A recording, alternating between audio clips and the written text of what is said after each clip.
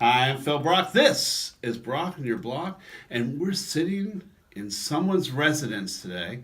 And this person went to Santa Monica High School, went all through Santa Monica schools, in fact, was born in Santa Monica, California, 104 years ago. So, Florence, it's very nice to meet you. You're Florence Kinney. Yes. And originally you were Florence, Mallet, and you were born when?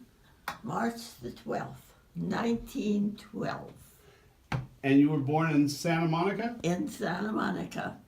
Did we have a hospital then? No, I was born at 7th and Broadway in a house. You didn't need a hospital back then. No, but then my sister and my brother, they were all born in a hospital. Ah, so hospitals came along. So you were born in Santa Monica. Now I understand you lived on 12th and Arizona growing up and went to Jefferson Elementary School. Yes, And Jefferson was where? 6th and Santa Monica Boulevard. So you attended Jefferson from 1st to 6th grade. Yes, And then you went to Lincoln yes, and Samo High. and Samo High. Tell me about going to Santa Monica High School just right after World War One. Well, it was fun. Mrs. Robinson was there. She was the vice president there. It was a very nice association at that school. There was a lot of activity. No problems Yeah. like they have now. No problems. Now, so it was a much smaller school back then. What year did you graduate from Samo High? 1930. Wow. So you were just before the Depression, and in between. How was Santa Monica to be in back then? Because for many of us, that's a long time ago. But how was Santa Monica as a city and as a place to grow up? Well, it was very nice because we lived on the ocean front in the chalet. I used to have to walk up the big hill every day to get up the main part of Santa Monica.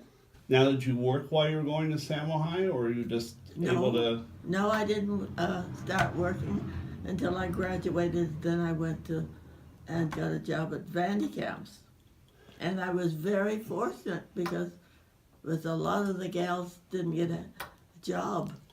So wait, Vandekamps. Now, Vandekamps was a legendary bakery in Los Angeles. Yes, yes. And you wore the special hats and The hat, the whole outfit. and where was that Vandekamps?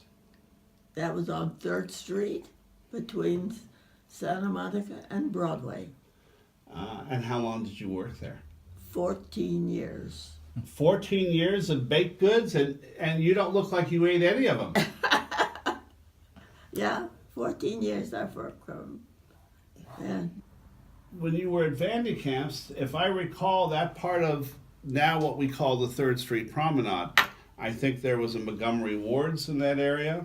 I think my mother, during World War II or after World War II, worked at Yeah. Montgomery Ward's there.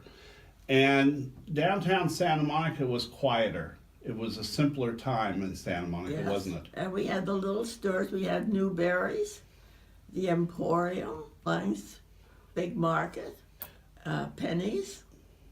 So there were some national So stores. there was some nice stores.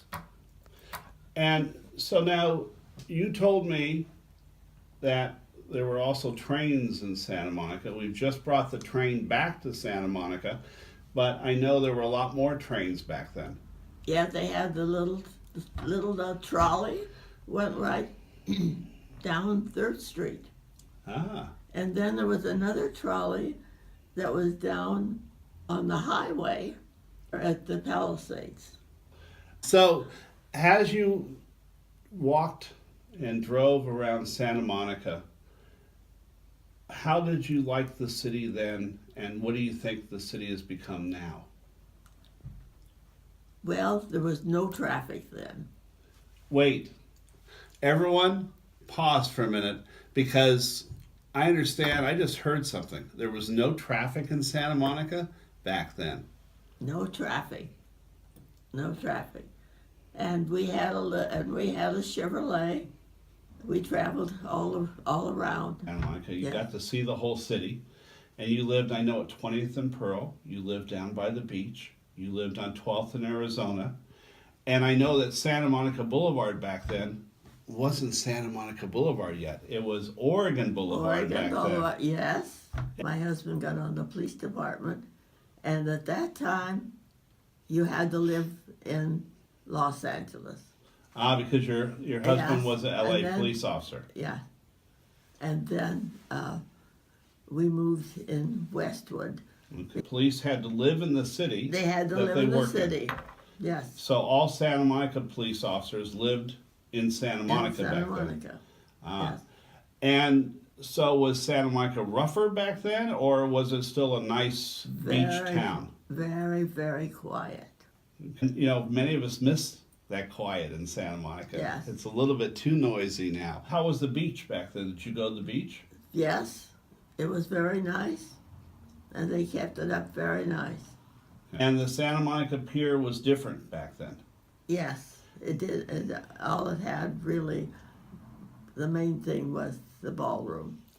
Now the La Monica ballroom, Ballroom. the La Monica Ballroom, I know my mother went dancing there. And I know I told you off camera a minute ago that my father used to be the bouncer for Spade Cooley, who played at that ballroom, didn't he? Yeah.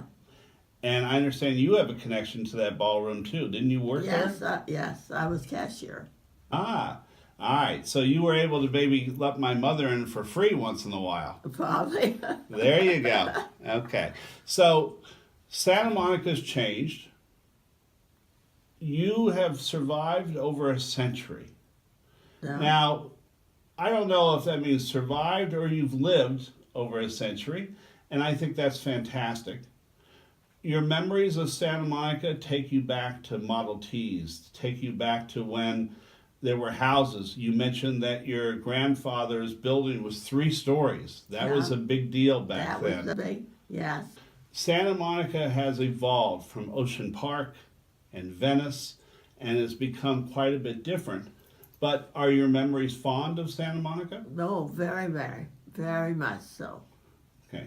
And I know we're happy to have you as a graduate from Santa Monica High School in Yeah. 1930. That is fantastic to me.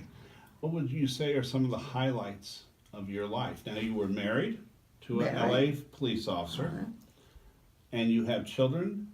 I have one daughter that lives out in the valley. Do you have grandchildren?